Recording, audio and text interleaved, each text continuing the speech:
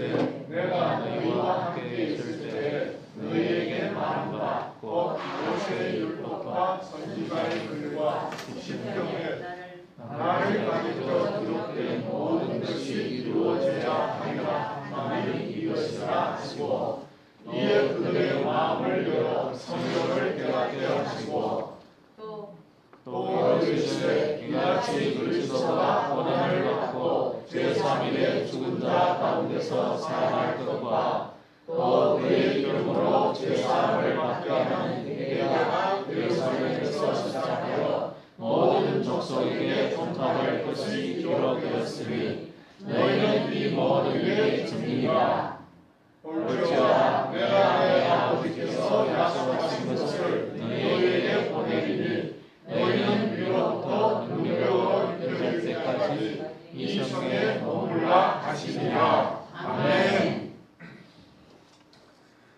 네, 우리 2020년 코로나가 아무리 많은 사람들에게 공포를 가져다 부활의 주님은 우리 가운데 오셔서 여러분들을 통하여 예배를 기뻐 연락하시는 하나님이신 줄을 믿으시길 바랍니다. 아멘. 우리 오늘은 우리 가운데 오신 부활의 주님 이런 제목으로 말씀 보겠습니다. 기독교가 역사의 무대에서 빛을 발할 수 있었던 많은 요소들이 있습니다. 그 중에 가장 핵심되는 요소라면은 우리 가운데 오신 부활의 예수님, 이 사건이 기독교에서 가장 중요한 핵심입니다. 만약 기독교의 부활이 없다면 아마 기독교도 유대 민족의 한 종교에 불과했을 것이고 지역과 국경을 넘어서서 전 세계 많은 사람들이 신앙을 가질 수 있는 종교가 될 수가 없었을 겁니다. 그런데 부활하신 예수님께서 오늘 우리 가운데 오심으로 말미암아 하나님을 믿는 믿음의 사람들이 하나님을 경험하는 삶을 통해서 하나님께로 나아가는 길이 참된 길이라는 것을 오늘 역사에서 살아왔던 많은 산증인들도 있지만은 오늘 이 시대를 살아가는 모든 사람들에게 믿음으로 하나님을 보여줄 수 있는 삶이 참된 신앙의 삶입니다. 그래서 부활하신 예수님이 오늘도 우리 삶 속에 오시지 않았다면, 오늘 예배드리는 이 가운데 오시지 않았다면 기독교는 아무런 영향력도 없을 것이고 아무런 능력도 없을 겁니다. 그런데 기독교는 다른 종교하고 다릅니다. 다종교를 보면은 보통 종교 창시자들이 다 죽어서 무덤으로 갔습니다. 그리고 그 지역을 성지라, 그리고 매년마다 종교 창시자의 생일이나 혹은 죽은 날이 되면은 엄청난 사람들이 모여가지고 숭배를 합니다. 그리고 우리가 잘 아는 이슬람교 선지자로 왔던 마호메드, 여러분들 성지도 매년마다 메카에 어마어마한 사람들이 모여가지고 숭배를 합니다. 지어는 하도 사람들이 많이 모여가지고 매년마다 짓밟혀서 죽는 사람도 여러 명씩 나옵니다. 그런데 모든 종교의 지도자들은 다 이 세상에 태어나서 짧은 인생 살다가 다 무덤으로 들어갔습니다. 근데 우리가 믿는 기독교는 예수님께서 십자가에서 못 박히신 지 3일 후에 부활하셨어. 또 다른 영 성령으로 우리 가운데 오셨다라는 것이 우리에게는 얼마나 복된 소식이고 축복된 일인지 모릅니다. 그러면 이 부활하신 예수 그리스도께서 우리 가운데 오셔서 우리에게 무엇을 말씀하셨느냐? 오늘 이 성경 본문에서 5가지로 우리에게 말씀을 전해주고 있습니다. 우리 한번 보겠습니다. 어떤 5가지가 있느냐? 예수님이 부활하셨습니다. 부활하셔서 이제 사람들 가운데 오셨는데 사람들은 너무 두려웠습니다. 물론 예수님이 여러분들 부활하신 이 사건 이 자체를 몰랐을 때 여자들이 빈 무덤가로 갑니다. 그게 누가복음 24장에서 시작이 되는 겁니다. 이제 안식 후 첫날 새벽 민명에 예수님의 어머니와 또 막달라 마리아와 또 다른 여성들이 예수님의 무덤가로 갑니다. 왜? 사랑하였기 때문에. 예수님이 생전에 정말 예수님으로부터 보살핌을 받고 예수님으로부터 도움을 받고 예수님으로부터 인간 취급을 받았기 때문에 그 정예 모익에서 어찌 보면 오늘 우리 인간으로 놓고 말하면 의리지요. 시대적으로 가장 의리를 강조하고 의리를 가장 말하는 사람들이 누굽니까? 남성들입니다. 그런데 진짜 의리는 누가 있습니까? 여성들이 있어요. 남성들이 의리가 없어 보면은 예수님을 따라다녔던 12명의 제자로부터 시작해가지고 예수님이 가는 곳에 생명까지도 걸고서 따라가겠다고 하던 사람들이 예수님이 로마 군병들에 의해서 십자가에 못 박히고 무덤에 장사된 다음에 그 다음에는 예수님을 다 떠나서 뿔뿔이 흩어집니다. 안식 후 첫날 새벽 민명에 예수님으로부터 사랑을 받았던 정 많았던 여자들, 정 많았던 의리 있는 부녀들이 무덤가로 찾아가는 겁니다. 남자들이 부끄러워해야 돼요. 의리가 과연 존재하는지 의심이 됩니다. 저도 이제 사회로 나와가지고 친구들이 참 많았는데 정말 평화시대는 다 좋습니다. 끝까지 의리를 지키자 이러면서 살아가는데 일만 터지면 다 내 살겠다고 도망치더라고요. 그래서 의리라는 게 다른 사람을 속이는 수단인지 아니면 정말 사람과 사람 기간에 존재하는 그런 어떤 개념인지 알 수가 없어요. 여성들이 새벽 미명에 무덤가로 갔는데 무덤은 비어 있었다고 그랬습니다. 그 빈 무덤을 보고서 여자들은 너무 기뻐가지고 야 예수님이 살아나셨다 그랬습니까? 아닙니다. 여러분들 심히 근심한지라 이렇게 나옵니다. 그래서 여러분도 동산지기에 물어보죠. 주님 내 주를 어디에다가 가져가셨습니까? 이렇게 물어봅니다. 근데 그때 이제 천사가 나오죠. 천사가 와가지고 예수님께서 생전에 너희들하고 약속하신 대로 갈릴리로 가셨다고 했습니다. 오늘 아침에 중국에서 부활절 축하 메시지가 들어왔습니다. 그래서 제가 그랬습니다. 부활절 예수님이 어디 갔는지 모르겠다고 한국 교회가 텅 빈 무덤처럼 다 비어 있습니다. 이러니까 부활의 은혜가 넘쳐나기를 원합니다. 이렇게 또 메시지를 보내서 아마도 예수님이 한국을 떠나서 갈릴리로 간가 봅니다. 이렇게 이제 메시지를 보냈어요. 네. 여자들에게 천사가 나타나가지고 너희들이 생전에 너희들하고 약속을 했던 그 약속을 이루기 위해서 너희들은 먼저 갈릴리로 가셨다. 이렇게 천사가 얘기를 합니다. 그 부활하신 예수님이 정말 두려움에 떨고 있는 사람들 가운데 여러 번 나타납니다.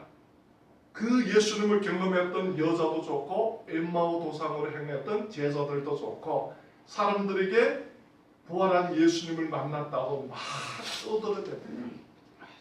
그런데 그 부활한 예수님을 받아들이는 사람이 아무도 없었다는 겁니다. 사람들은 아마 이랬을 겁니다. 너희들이 정말 너무너무 예수님이 떠나신 것 때문에 마음이 아프셔가지고 너무 애통하니까 정신적인 이상이 생긴 게 아니냐, 아니면은 극도로 어떤 고통 속에서 어떤 이상한 형상을 본 게 아니냐, 이렇게 아마 사람들은 얘기를 했을 수가 있었습니다. 그런데 부활하신 예수님이 자기를 따라서 3년 반 동안 함께 하셨던 제자들이 모인 그 모임 가운데 오셨다는 겁니다. 그게 오늘 우리가 볼 말씀인데 이제 36절부터 쭉 한 문장이 이어지는데 제가 문장이 길어서 44절부터 봤는데 36절에 이렇게 나옵니다. 이 말을 할 때 예수께서 친히 그 가운데 서서 가라사대 너희에게 평강이 있을지어다. 이게 예수님이 제자들에게 오셔서 제일 처음 하신 말씀입니다. 평강이 너희에게 있을지어다. 예수님을 잃어버려서 두려워서 떨고 있는 사람들을 향해서 정말 지금까지 가난한 자, 약한 자, 없는 자, 소망을 잃어버린 사람들에게 오셔서 그들에게 은혜를 주셨고 그들에게 소망을 주셨고 그들에게 먹을 것을 주셨던 그 예수님이 자기들을 떠나버리니까 사람들은 너무 두려웠습니다.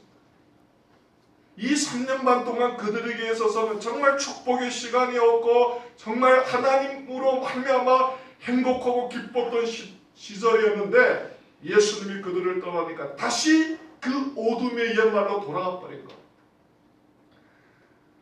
우리가 신앙이 좋다라는 것을 무엇으로 표현하는지는 모르겠지만 우리가 은혜가 충만할 때는 어떤 어려움이 와도 두렵지 않습니다.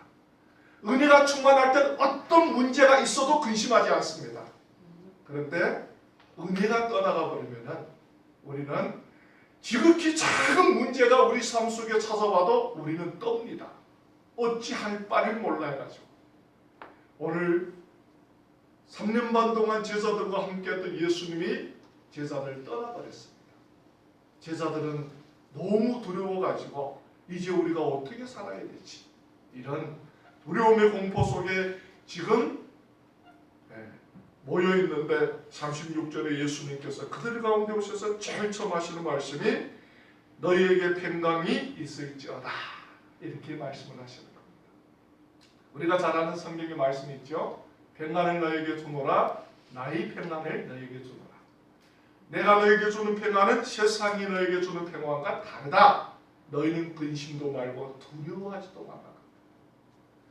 오늘 우리는 얼마나 많은 것을 가지고 이 세상을 살아가느냐 그것도 중요하겠지만 더 중요한 게 있습니다.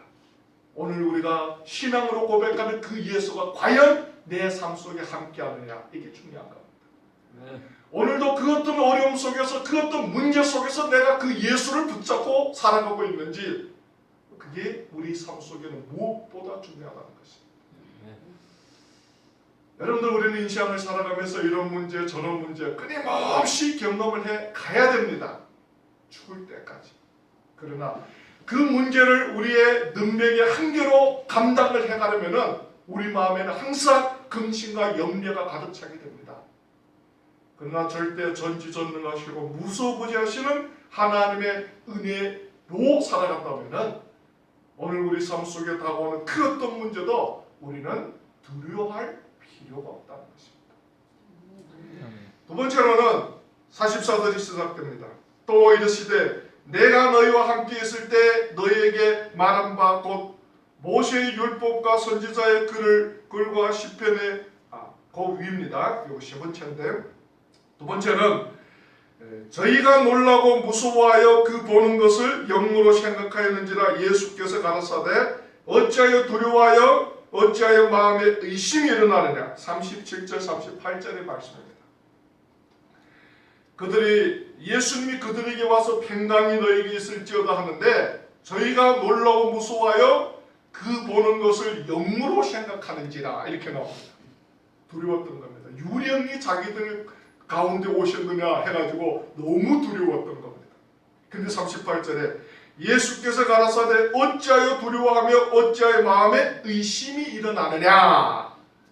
내 손과 발을 보고 나인 줄을 알라. 또 나를 만져보라. 영은 살과 뼈가 없으되 너희 보는 바와 같이 나는 있으니라. 이렇게 나옵니다.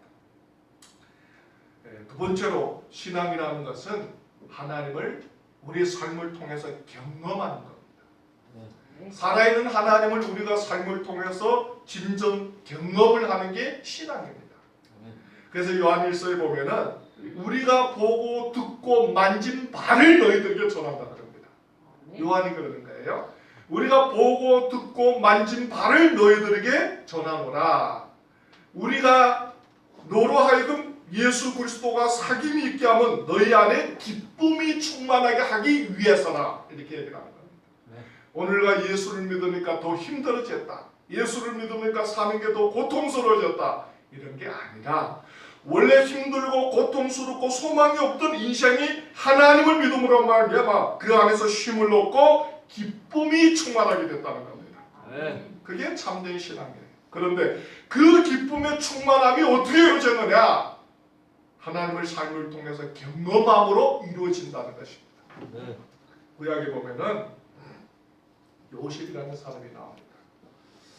이제 하나님께서 요셉의 삶의 꿈으로 다가가가지고 요셉에게 비전을 줍니다. 내가 앞으로 너를 이렇게 사용해 줄게. 근데 요셉이 어리다 보니까 단순 무식해가지고 형들에게 부모에게 가가지고 막 자기가 꿈꿨던 이야기를 합니다. 근데 그것이 해가 돼가지고 요셉이 형들에게로부터 애굽 인신매매자에게 팔려가게 됩니다. 이제 보디발이라는 집에 가가지고 요셉은 정말 정직하고 충성스럽게 그 가정을 위해서 일하다가 보디발의 아내에게 모해를 받아가지고 감옥으로 들어가게 되는 겁니다. 그 감옥 안에서 요셉은 하나님이 그에게 주신 은혜를 통해서 술 과는 장과 떡 과는 장의 꿈을 해석함으로 말미암아 멀지 않아 애굽 바로 왕의 꿈을 해석해주는 기회를 얻게 되는 겁니다. 그 일을 통해서 여러분들 요셉은 애굽의 국무총리가 되고 하나님의 놀라신 은혜를 경험을 하게 됩니다.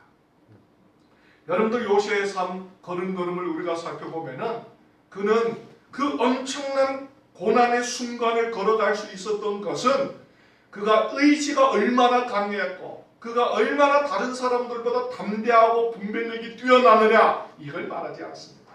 성경은 뭘 말합니까? 요셉은 삶에 경험했던 그 하나님 한 분만을 의지하며 살았다는 겁니다. 우리 삶에는 의지할 게 너무 많아. 요즘 제가 보는 책이 하나 있는데 그 책을 읽으면서 이 세상 사람들은 좋은 사람이든 나쁜 사람이든 친구든 원수든 관계가 없이 똑같이 좋아하는 하나가 있다고 합니다. 그게 뭐냐? 돈이라는 거예요. 다른 거는 다 패가 나누어지고 다른 건 다 여러분들 민족에 따라서 네 편 내 편이 있는데 돈만은 네 편 내 편이 없다는 거예요. 다 좋아한다는 겁니다. 원수도 좋아하고 친구도 좋아하고 다 좋아한다는 거예요. 그걸 보면서 야 정말 그렇기도 하구나. 그래서 요즘 사람들이 뭐니 해도 돈이 있어야 제일이다 이런 생각을 할 수가 있게 되는구나 이렇게 생각을 하게 됩니다. 우리는 너무 의지할 것이 많습니다. 그러다 보니까 어떤 문제가 일어납니까? 하나님을 경험하는 삶을 못 삽니다. 우리는 아무것도 가지지 않고 이 세상을 힘들게 살아가기보다는 그래도 무언가를 쌓아가지고 우리 인생을 지켜가기를 원하는데 어떨 때는 우리가 쌓아가는 돈도 좋고 지식도 좋고 백도 좋고 경험도 좋고 그것이 우리로 하여금 하나님께로 나아가는 우리의 걸음을 막고 있다는 것을 우리가 알아야 됩니다. 오히려 배우지 못했다면 가지지 못했다면 경험이 없었다면 하나님 앞에 무릎 꿇고 기도라도 하겠는데 배웠다는 것 때문에 가지고 있는 사람이라는 것 때문에 경험했다는 것 때문에 우리는 자꾸 우리의 유한한 능력을 동원해서 우리 삶의 문제를 해결해 가려고 하는 겁니다. 안타까운 일입니다.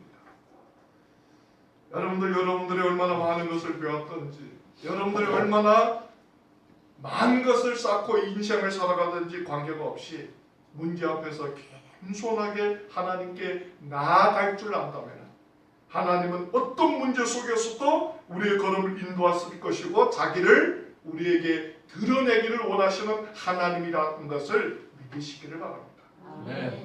오늘 제자들이 이렇게 나아갔는데 제자들은 오히려 유령인 줄 알고 두려워 떨고 있습니다. 그러니까 예수님께서 그들에게 직접 내 손과 내 발을 만져보라 그러면서 그래도 믿지 않을까봐 뭐라 그럽니까? 저희가 너무 기쁨으로 오히려 믿지 못하고 기이 여길 때 이르시되 여기 무슨 먹을 것이 있느냐 하시니 이에 구운 생선 한 토막을 들이매 받아서 그 앞에서 잡수시더라. 직접 그들 앞에서 구운 생선을 드시는 겁니다. 아 정말 살아있는 주님이시구나. 우리가 한 번, 두 번 기도 응답을 받을 때는 행여나 내가 운수 좋은 사람이라서 이루어진 거겠지 라고 생각하는데, 그러나 여러분도 우리가 끊임없이 주님 앞에 나가서 우리 삶의 문제를 기도로 주님 앞에 맡기다 보면은 우리의 삶 속에 우리보다 하나님의 능력이 더 크시고 우리보다 하나님이 훨씬 우리 문제를 더 고민하고 있다는 것을 발견하게 됩니다. 오늘도 우리는 많은 문제를 가지고 인생을 살아갑니다. 얼마나 우리가 그 문제를 주님 앞에 내려놓고 기도를 하며 살아가고 있는지 그건 자신밖에 모릅니다. 한 번, 두 번 정도는 다 기도를 하겠죠. 그러나 그 한 번, 두 번 하나님 앞에 가지고 나오는 그 기도 제목이 하나님만이 해결해 줄 수 있다라고 우리는 믿음으로 맡기지를 못합니다. 그래서 주님이 우리 보고 뭐라 그럽니까? 아무것도 염려하지 말고 오직 기도와 간구로 너희 구할 것을 감사로 하나님께 하리라. 그래야만 이 지각에서 뛰어난 하나님의 평강이 너희 생각과 마음을 지켜주신다고 그랬어요. 아멘. 여러분들 얼마나 열심히 살아내는 노력했느냐 그것도 중요하겠지만 여러분들 얼마나 여러분들 삶의 문제를 가지고 주님 앞에 나가느냐 그게 더 중요합니다. 네. 아마도 오늘도 여러분들이 고민하는 그 문제를 여러분들이 고민하는 그 시간 동안 하나님께 나아가서 기도로 맡겼다면 여러분들 마음속에 하나님이 주시는 평안과 기쁨이 가득 찰 겁니다. 아마도 하나님이 여러분들에게 주신 지혜로 말미암아 그 문제를 내가 어떻게 풀어가야 될지를 하나님이 깨달음을 주실 것입니다. 근데 우리는 너무 우리의 방식과 우리의 수단으로 해결을 하는데 익숙해져 있기 때문에 하나님께 맡기고 하나님의 인도하심을 구하기보다는 우리의 수단과 방법으로 우리의 인생의 문제를 해결하려고 노력하고 있는 겁니다. 안타까운 일이에요. 요즘 여러분들 이 바이러스 문제가 점점 커져가면서 나라마다 할 수 있는 유일한 일이 봉쇄하는 정책인 것 같습니다. 물론 봉쇄가 다른 열쇠 반응을 일으키지 않는다면 큰 문제가 아니겠지만은 봉쇄로 말미암아 경제가 어마어마하게 손해를 보고 있고 사람들의 생활의 질서가 다 깨어져가고 있습니다. 참 안타까운 일이에요. 그럼에도 불구하고 인간들은 하나님께 나아가지를 않습니다. 그럼에도 불구하고 인간들은 현대 과학을 의지하려고 그러고 인간들이 어떤 힘과 지혜를 의지하여서 삶의 문제를 해결해 가려고 노력하고 있는 겁니다. 정말 우리는 연구도 해야 되고 이 문제에 대한 어떤 대책도 돼야 되겠지만 더 중요한 것은 그 문제에 대한 대책과 이 병에 대한 연구를 하면서 우리가 모든 것을 하나님께 가지고 나가서 기도하면서 나간답니다. 하나님이 우리에게 길을 열어주지 않겠느냐 이렇게 생각합니다. 그래서 고린도전서 10장 13절에 사람이 감당할 시험 밖에는 너에게 할 것이 없나. 사람이 시험 당할 점에 피할 길을 주사 능히 지나가게 하신다. 세 번째로는 44절입니다. 또 이르시되 내가 너희와 함께 있을 때 너희에게 말한 바 곧 모세의 율법과 선지자의 글과 시편의 날을 가리켜 기록된 모든 것이 이루어져야 하리라 한 말이 이것이라 하시고 이에 저희 마음을 열어 성경을 깨닫게 하시고 세 번째입니다. 마음과 눈과 귀를 열어서 성경을 깨닫게 하셨다는 것입니다. 하나님의 영이 우리의 눈을 열고 우리 마음을 열고 우리 귀를 열지 않으면 하나님의 말씀을 깨달을 자가 없습니다. 여러분들 예수님께서 유대인들에게 말씀을 줬습니다. 또 제자들에게 3년 반 동안 하나님의 말씀을 가르쳐 줬습니다. 그런데 그들이 눈이 가려져 있고 귀가 가려져 있고 마음이 가려져 있음으로 말미암아 하나님의 성경을 통해서 그들에게 깨우쳐 주고자 하신 하나님의 말씀을 깨닫지 못했다는 것입니다. 오늘도 우리는 예수를 믿고 신앙생활을 한다 그럽니다. 그런데 정말 우리가 우리의 지적인 능력으로 하나님의 말씀을 깨달을 수 있는 능력이 있느냐? 없다는 겁니다. 나름대로 문자적인 해설을 할 수 있는 지적인 능력을 갖추고 있는지는 모르겠지만은 이 말씀을 통해서 이 시대에 우리에게 전해주고자 하는 하나님의 참된 메시지가 무엇인지를 깨달을 수 있는 능력이 없다는 겁니다. 그래서 예수님 뭐라 그럽니까? 너희들이 보아도 보지 못하고 들어도 듣지 못하느냐 이렇게 말씀하랍니다.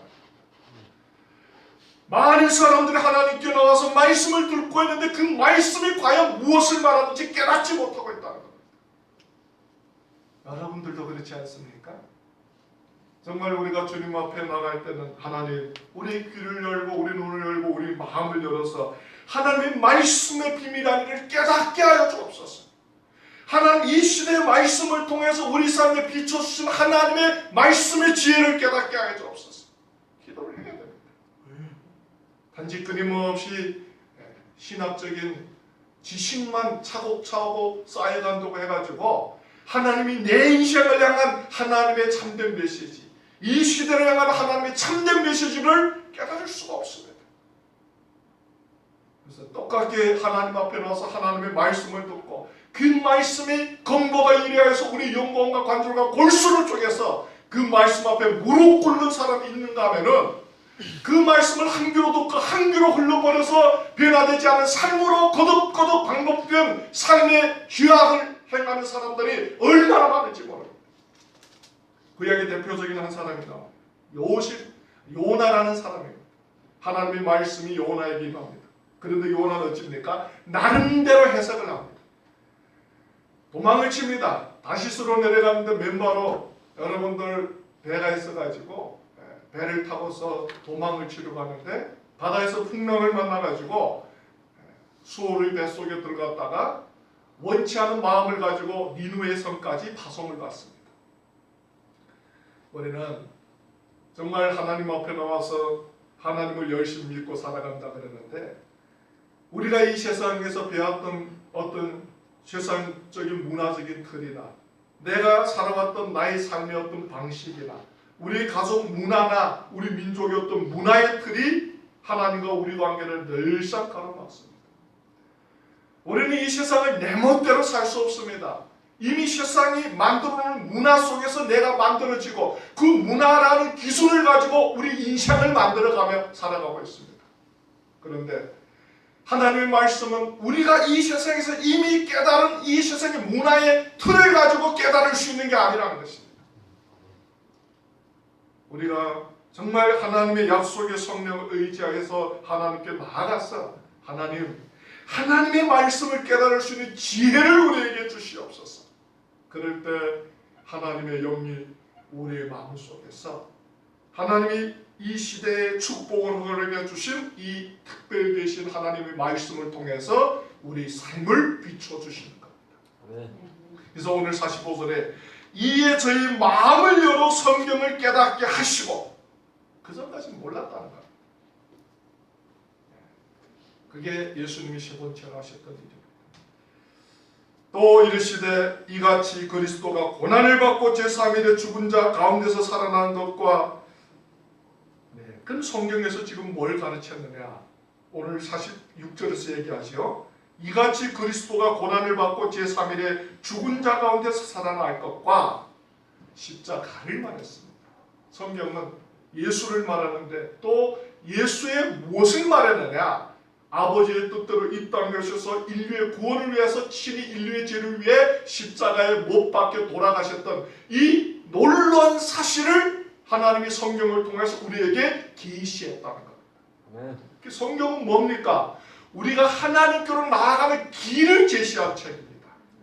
우리는 성경을 통해서 하나님의 부분적인 자기 계시를 깨달을 수가 있지만 그러나 완전한 하나님은 알 수가 없습니다. 왜? 성경은 완전한 하나님을 우리에게 깨우쳐 주기 위해서 우리에게 전달된 책이 아니기 때문에 그렇습니다. 죄를 지은 인간이 하도 이 세상에서 힘들고 어렵고 고통스럽게 살아가니까 하나님이 죄를 지은 인간이 어떻게 깨어졌던 하나님과 인간의 관계를 회복할 수 있겠느냐, 그걸 예수 그리스도의 십자가의 사건으로 우리에게 드러내셨다는 것입니다. 그래서 구약은 장차실 예수에 대해서 예표하시고 신약은 오신 예수님과 또 이 오신 예수님을 교회라는 이 몸된 공동체를 통해서 만방에 증가하는 사역이 오늘 이 성경 속에 담겨져 있는 겁니다. 네 번째로는 또 그의 이름으로 죄사함을 얻게 하는 회개가 예루살렘으로부터 시작하여 모든 족속에게 전파될 것이 기록되었으니, 네 번째는 뭡니까? 너희가 눈이 열리고 귀가 열리고 마음이 열려서 오늘 예수 그리스도의 복음을 받아들였다면 이 복음의 증인이 되라는 겁니다. 이게 네 번째입니다.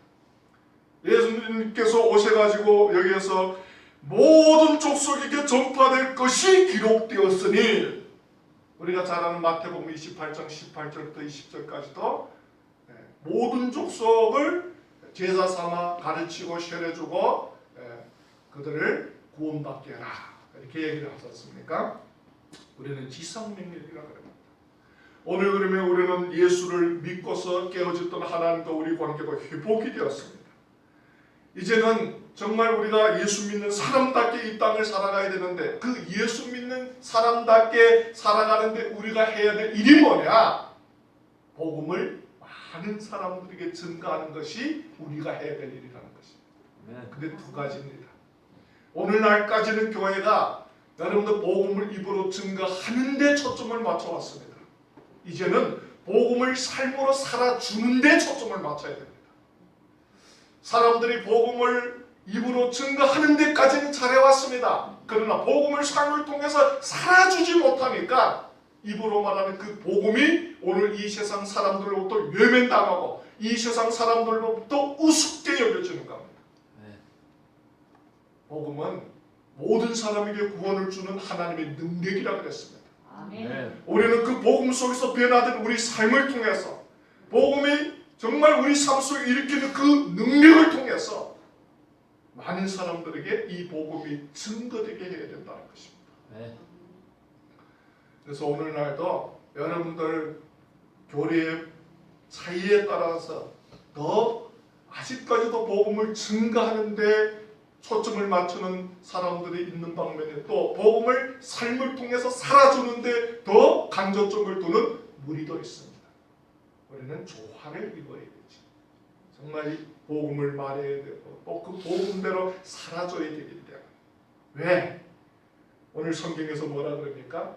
믿음은 들음에서 나고 들음은 그리스도의 말씀에서 나기 때문에 그렇습니다. 우리는 끊임없이 하나님의 말씀을 전해야 될 뿐만 아니라 우리가 전하는 그 말씀대로 살면서 복음이 우리에게 가져다주는 하나님의 기쁨과 은혜를 누리게 해야 되는 겁니다. 그게 신앙이라는 것입니다. 마지막으로 너희는 이 모든 일의 증인이라. 볼지어다 내가 내 아버지의 약속하신 것을 너희에게 보내리니 때까지 이 성에 유하라 하시니라. 다섯 번째, 위로부터 내려오는 능력으로 옷을 입으라는 겁니다. 위로부터 임하는 능력을 받으라 이라는 겁니다. 이제 예수님께서 요한복음 14장부터 보면은 예루살렘에 올라가가지고 장차 자기가 십자가를 질 것이라는 것을 예언하니까 예수님을 따르던 제자들이 심히 고민하고 두려워했다고 그랬습니다. 그러니까 예수님이 그런 제자들을 보고 뭐라 그럽니까? 근심하고 두려워하지 말라. 내가 너희를 떠나는 것이 너희들에게 유익하니라. 내가 너희를 떠나지만 내가 또 아버지로부터 다른 영을 너희에게 보내주리니 그 영이 세상 끝난 날까지 너희와 함께 하는데 그 영이 보혜사 성령이라고 하는 겁니다. 우리는 이 세상을 하나님으로부터 능력을 받아서 우리 멋대로 살아가는 게 신앙이 아닙니다. 우리는 예수를 구주로 고백하는 그 순간부터 우리 속에 내주하신 그 성령을 우리 삶 속에 인정하고 모시고 그 성령께 순종하면서 아버지께 나아갈 때까지 살아가는 게 참된 신앙입니다. 우리는 한 걸음도, 한 가지 선택도, 한 가지 결정도 우리의 육신의 욕망으로 해서는 안 됩니다. 우리의 이익과 우리의 목적 성취를 위해서 해서는 안 됩니다. 오늘도 우리 삶 속에 내주하셔서 그리스도의 십자가의 은혜로 우리를 충만케 하시고 오늘도 살아가는 이 하루 속에서 하나님이 기뻐하시는 삶이 무엇인지를 끊임없이 우리의 양심을 통해서 깨달음을 주고 감동을 주는 그 성령께 우리 자신을 내어줘야 된다는 것입니다. 그래서 우리는 성령이 우리에게 주는 감동을 소멸하지 말아야 됩니다. 막지 말아야 되는 거예요.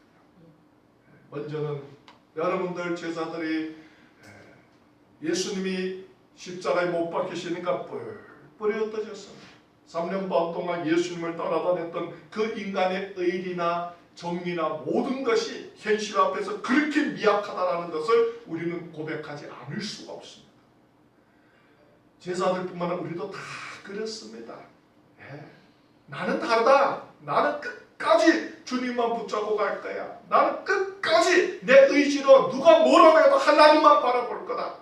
물론 틀린 말은 아니겠지만 그러나 우리의 스스로의 힘으로는 불가능하다는 겁니다.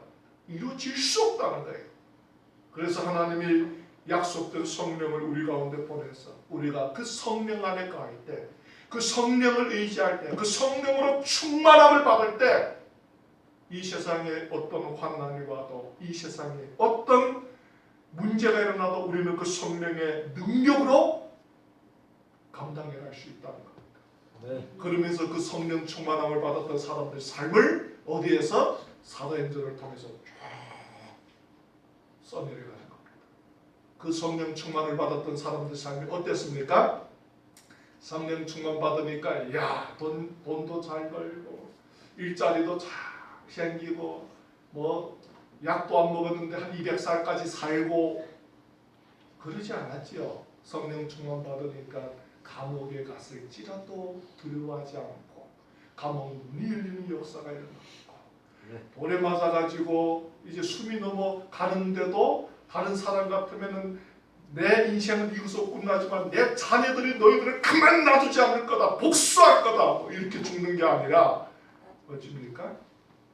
하늘을 우러러보면서 하나님의 우편 보좌에서 일어나서 자기를 반겨받는 예수님을 바라보면서 주님 저들이 자기 죄를 알지 못하니 저들을 용서해 주옵소서.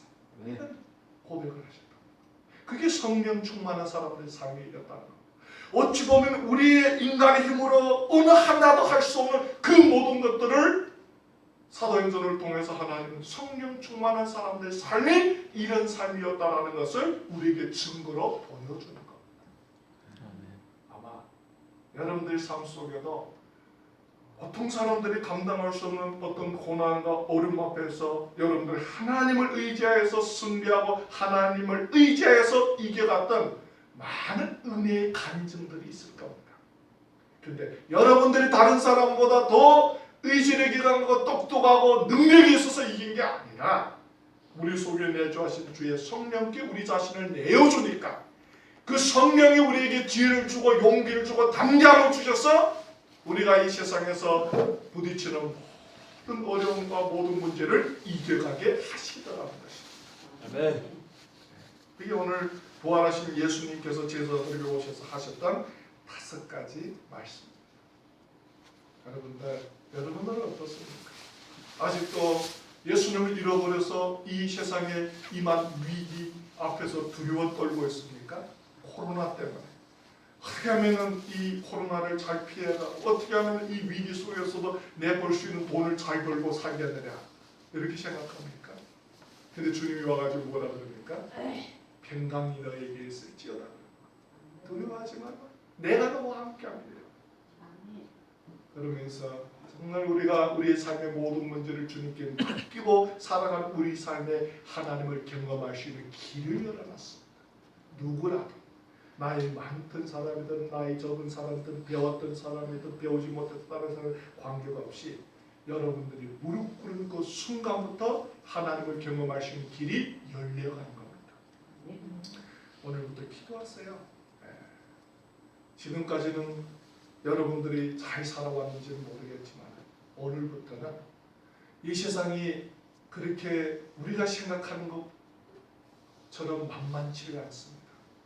점점 어려워지는 이 세상 속에서 무엇으로 나를 지키겠느냐?